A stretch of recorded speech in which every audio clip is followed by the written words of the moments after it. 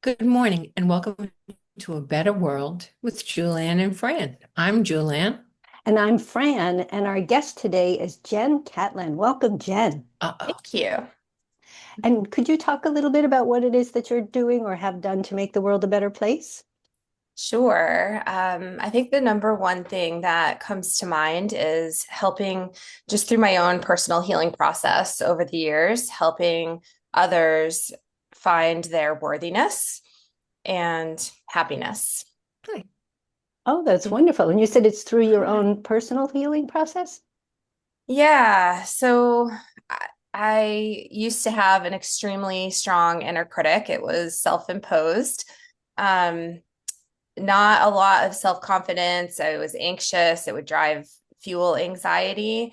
And I went through, I mean, this was decades ago, through graduate school to be a school psychologist. And I remember a professor saying, in order to be a good therapist, you need to have therapy yourself. And I thought that makes complete sense, but not for me. I'm good. So it wasn't until I internally hit rock bottom, right around the age at a little after 30, probably very early 30s, and discovered, okay, it's time for me to go inward and to find my peace. And so that sparked a whole bunch, a long process of some therapy and hypnotherapy. And that's when I completely shifted gears and ended up taking a turn myself in my career.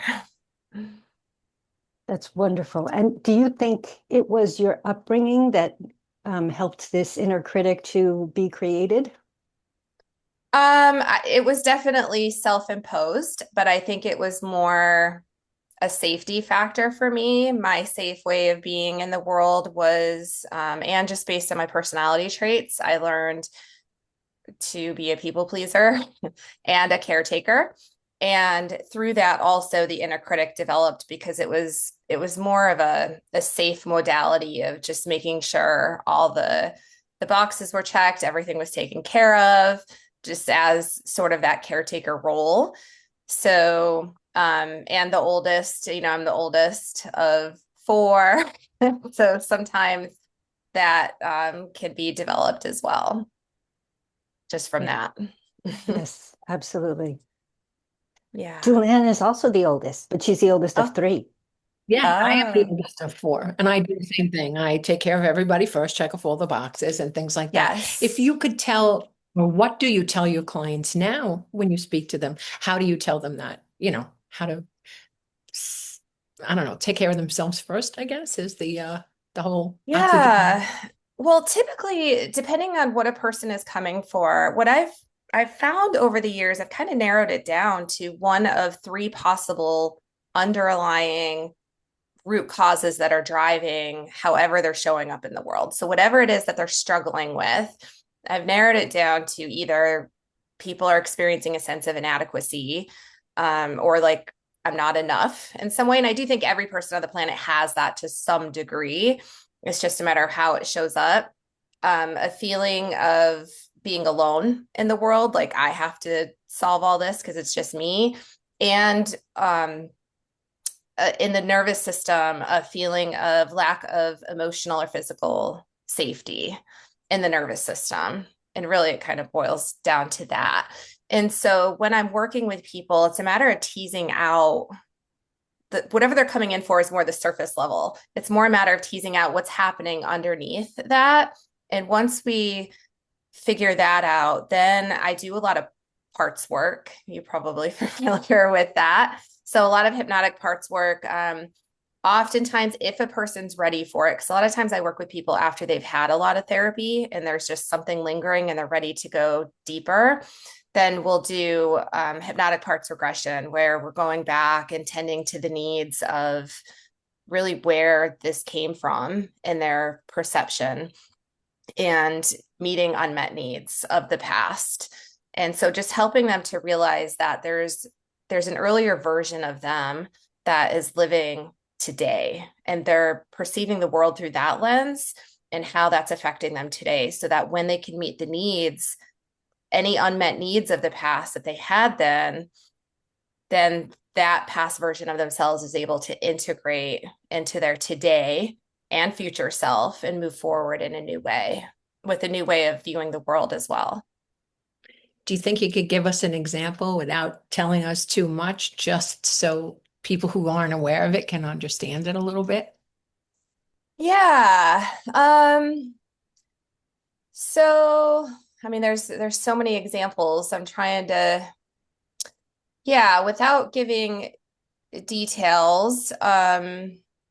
So I work with a lot of people who not only have strong inner critics, but also find it difficult to prioritize themselves or to take care of themselves because there's a confusion that self-care means I'm selfish. And so helping people to understand that one of my mentors, one of the sayings he always said was there's a difference between caring for other people and carrying for other people. Mhm. Brilliant. And so it's what we'll do is work to identify the part of themselves that they feel they're struggling with the most. And I also have a mindfulness background. So I actually did a lot of mindfulness training back when I was a school psychologist, prior to hypnosis training. And so there is a mindfulness component to it in terms of working with the part of themselves that they feel like they're battling on a day-to-day basis and giving it a name. And so maybe, for example, that name might be people pleaser. And then being able to separate themselves from the people pleaser and guiding them through a process of noticing if the people pleaser were right in front of them, what would that one look like? Does it take a form or shape? And that's the very first step of dissociating from and gaining some space from that part of themselves. And then we go through a process I'll guide them through, which really does involve a lot of mindfulness of working to help shift the relationship between them and this version of themselves. Because oftentimes there's a lot of anger or shame towards that part of themselves. And that's really what's keeping the battle stuck. People think if I could just get this part of me to go away, everything will be okay. When really it's a matter of how can I be in acceptance of and unconditionally love this part of myself, because that's actually what frees it to Yes. not have the battle be stuck. And so walking them through a version of that, but then also asking that part of themselves, if a person's ready, not everybody is ready to go into regression work. It's not safe for everybody, just depending on the level of trauma and where they're at, but asking them again, when they're ready, who that version of themselves, that part of themselves is really protecting, because it's not their present day self. And so that's when they typically will go back to sometime, oftentimes childhood or adolescence, of where that part showed that, and I consider those parts protectors. That protector showed up at a time when they needed it to show up in their life to help them feel safe. And there's a belief system there, which oftentimes I hear from clients with people pleasers. And I mean, I can think of many examples of this, of that belief system is if I take care of mom and dad, or I take care of my sibling, then I'm going to be okay. Because if they're not okay, I'm not okay. Right. And so then it's a matter of working with being able to hand back the, like, energetically scanning their body and mind, and for where those belief systems, where they feel that, and handing that back to those people. And then they can hand it back, and going all the way through the ancestral line, enabling their younger self to have a voice to say what they couldn't say then, all kinds of interventions, and then do a rescue and bring that version of themselves into a safe place and integrate with the current self. Amazing. Yeah, it's really incredible. And when a person is ready for that,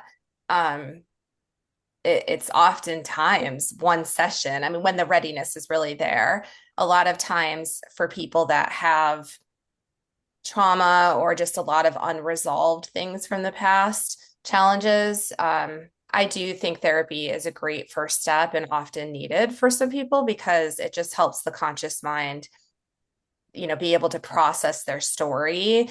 And when it's like, I find that when they hit a plateau and are just retelling the same story over and over, but there's not as much emotional charge, but there's still something lingering, that's when we like to do that deep dive and go in. You're more successful then. That's great. That's so nice. Yeah. Great thing that you're doing for people. Thank you for that. Yeah, you're Yes, welcome. You're thank you. welcome. Yes, thank you very much for doing that. Um, do you find it's been my experience that the people who most often are the sort of descriptions you've given so far are most often women? Do you find that a lot of your clients are women, or do you find a pretty equal balance? I tend to work with a lot of emotionally sensitive people, highly Mm, sensitive people, people who mm, consider themselves empaths. Um, there are a lot of, I would say it skews probably slightly to the majority of women. And there are other people I've talked to who mostly find it as women. However, I have had a fairly significant amount of men in my practice, which might be surprising to some people, but the men who tend to find me tend to be very emotionally sensitive, deep feeling kind of men. And I do love working with them because I've found there's just not enough spaces for them to be able to get in touch with their emotions and have a safe space to have those emotions expressed. Um, and that can turn into, I find the emotionally sensitive can, with men, there is a softness to it. But sometimes for some people with strong inner critics, it can turn into a heavy guardedness. When really I find that oftentimes that guardedness, I find it's stronger with people that were the most sensitive growing up, but there just wasn't a safe environment for that sensitivity to be expressed. And so those protections So it was become strong. self-preservation, right? Yes. Self-preservation. So Yes. Yeah. So I would say my practice is probably 65% women and then the rest men. yeah, absolutely. A lot of men are raised to believe, big boys don't cry, that Yeah. sort of thing. And you have to be the protector. You have to be the man of the house when you're maybe very young. Um, Yes. I happen to know somebody who also does a podcast called Dead Talks because it has everything to do with death. But anyway, when he was Mm, 12, his dad was working in the World Trade Centers on September 11th in 2001. And, wow. he, of course, he was working on the 105th floor, so he didn't have a chance to escape. So he died that day. And people said to him, to this 12-year-old boy, "You're the man of the house." yeah, they're helping. They think they're helping. You know, Right. and Yeah. little do they know. That's heavy. Yeah.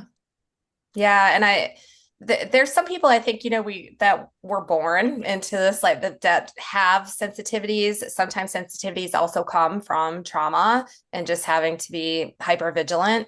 But I find that the people that are the most sensitive and deep feeling people are also just carrying an enormous weight of things like that in life. And then all kinds of symptoms that will show up in life, or things that cause them to feel a lack of peace or happiness, or when that show up, and just being able to give people permission to embrace that part of themselves is very fulfilling.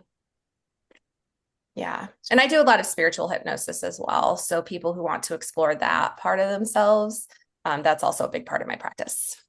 Oh, that sounds fascinating. Yeah. Does it deal specifically with God or with like a more spiritual side of the person? Spirituality in general, it's not necessarily faith specific. Okay. So it's more finding their particular truth And what that is, for some people, some of them want to explore the possibility of um, reincarnation or life between lives. And I'm never going to say like I 100% know. I've had a near death experience myself, but I don't know 100%, until I'm there what happens. So I don't have an agenda going into it. It's more people who maybe read books and it just something resonated or spoke to them and they're curious about experiencing, or they've had their own spiritual types of experiences, like metaphysical kinds of experiences. And so it's more just helping them to find what is significant for them in that. Well, that's great. It sounds like your practice is a very safe place for people to really discover who they are and then to feel safe being who they really are. That's Yeah. important to me. Yeah. Safety, I think, is everything. Because if we don't have safety, and I'm sure as a practicing hypnotherapist as well, if we don't have that safety established, it's not really going to benefit the client or go anywhere because they've got to be able to feel like they're safely held and a lot of compassion and non-judgment. That's And when you help your clients and they get the answer they wanted, do you find that then they stop, or do you get to spend time with them to see how things progress, how their life changes as they've come to that realization? Yeah. So there are a lot of people. I also have packages. So some people, get a package. And so I'll be able to see a little bit longer term than just one session. A lot of people I work with just need that one session and that's it. Um, However, I also I'm kind of let people know that the communication is open going forward. So if they ever experience anything or have questions or just need to quickly process something, to reach out. I do have people text me sometimes or send voice memos or lots of emails just as a quick update. So I do hear a lot about, and sometimes it's a month after, immediately after. Sometimes I have no idea what happened to a person. And sometimes they'll pop into my mind now and then. And then 3 years down the road, I'll get an email like, this is so great. You'll never believe what happened, or, about how the effects have really changed their life. So that's very rewarding, to be able to see, and validating just towards the work itself. I mean, Really? this work of helping people to shift their relationship with themselves and find their self-worth and happiness and inner peace is everything. Yeah. And it seems like the foundation for a happy life, right? Once you're happy with yourself and you Absolutely. figured it out, then you can love someone else and deal with their Yes. crap. Yes, I do believe it all comes from within, that we have to love ourselves first. And that means loving all the parts of ourselves that we don't like Right. too. Exactly. It's not like we're always going to like every moment. And I do try to emphasize to people that inner peace doesn't mean that you're happy all the time or that everything in life is constantly rainbows and puppies and Mm. butterflies. It means that even amongst the storm, there is a place of presence within them, and that can be accessed. And also, when the versions of themselves pop up that they don't particularly like, that there's a new way of being with those aspects, um, so that the battle doesn't happen and there's this constant stuckness Right. of where those parts get stuck. Well, they've learned to win the battle. That's great. Yeah. Think about it. You don't go down that hole. I don't say it as eloquently as you. I say embrace the suck. You know what I mean? If things are not Yes. way, I'm Catholic and I went to church this morning and I'm Yeah. grateful every day. I start every day, no matter if I forget my keys, I drop my coffee, whatever. I think, you know what? I'm probably supposed to slow down or I shouldn't be on that road. Like I try to put a positive spin on things to help me deal with some of the things that are not always the most positive. So thanks for that. Yes. Big Yeah. you're Well, I doing. think gratitude that's such an important component to happiness too, because so often we are not present and not really aware or mindful of the things that are going right in our lives. I mean, even if it's wow, I woke up this morning, or I have a breath, I have this It's next breath true. to take and be with. That's, yeah. And I experienced a pretty significant illness, which was part of the near death experience in the past. I contracted Lyme disease from a tick bite um, about a decade and a half ago. And that led to a series of things. But at the time, I mean, this is such a great example for yourself, just the simplicity of things that we can be grateful for. I had to stop driving because it had affected my heart at the time. I was having these fainting episodes, and fluorescent lights, for whatever reason, would trigger that too. So I couldn't go into stores. And so once I started healing from that physically, and I was able to go in, it took me time emotionally to catch up. And luckily, I knew the steps I had to take to get there, because emotionally, those places still didn't feel safe because my brain had associated these fainting episodes with the car or with the store. And so once I was able to do that, though, I remember the first time I was able to just be in a grocery store again. And there was just this immense sense of gratitude. And prior to that, it wasn't even a thought. It was just completely taken for granted. I know. I too was sick for a while. I was in the hospital for a week. It was Mm, bad as that, but I was so sick. And it was right before COVID. I had ulcerative colitis and was really sick that I had to go to the hospital and I couldn't get off the couch. That's how sick I was. And I kept thinking how thankful I am that I can be with my grandkids and then I can get up like every day. I'm thankful. yeah. Yeah. That's such an amazing feeling. Yeah. I mean, I can feel Now, if we that could from you just have that, now. if we could have that feeling before we get sick, which is what I try to do now, no matter, embrace the suck, no matter what happens, there's a positive to it. So, Yeah. Unfortunately, it often does take some kind of catastrophe or tragedy to bring that perspective, yeah. just to wake us up to that. Yeah.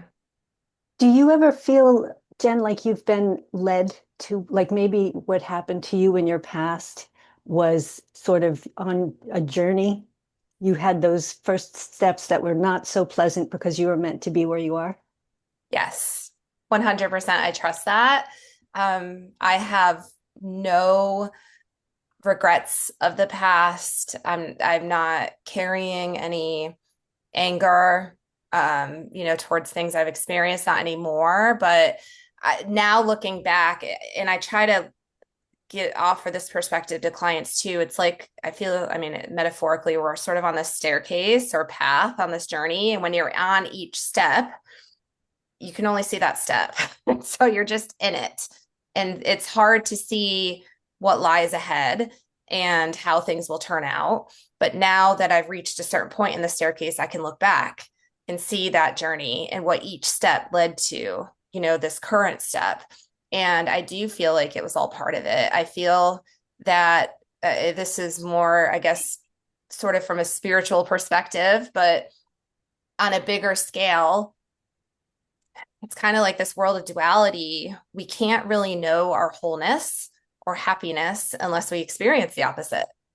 Because if all we ever experienced was day 24/7, we wouldn't probably even have a word for it. The only reason we know what daytime is because we know what nighttime is. Right. And so we have to have these experiences and go through some of the challenges and the suck in Right. order to find what's on the other side, and not only find it, but really know it in our bodies and embody it. That sense of gratitude, Julian, that you were just talking. I mean, I could feel that from you Yeah. when you were expressing that. Like you can Yes. feel that, and I could feel that. And so it's just like being able to feel in when we're here in this body what we can't feel physically otherwise, and that requires having some kind of comparison.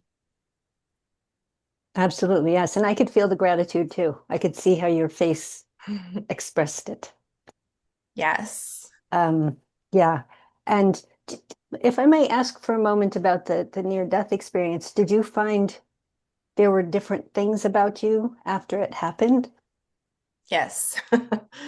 um After it happened was an immediate sense of peace that I had not felt before.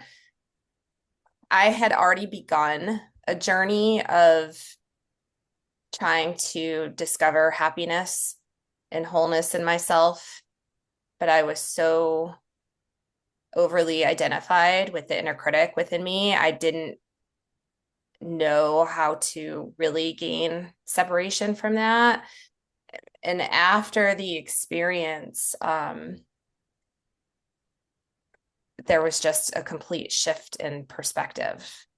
And I no longer found myself identified with those parts of me. They were more like experiences that I'm here experiencing, but they're not me as a whole. And so there was a lot of softness that happened between me and myself, the parts of myself that I judged and didn't like and wanted to go away. And I'd go as far as say hated, not necessarily consciously, but deep down. I found that a lot of that just went away. Yeah, I'm glad to hear that. And Sorry. I'm very glad to hear that you um are good with where you are now, that you feel like you are doing, you're on the right path, and there's a reason you had the steps behind you, and that everything else has happened. On the subject of gratitude, um, I've I've even heard that it's a good idea to, make that a part of your day every day, to say to yourself, to find something that you're grateful for. And we all have something, but it's so natural for us to focus on the negatives.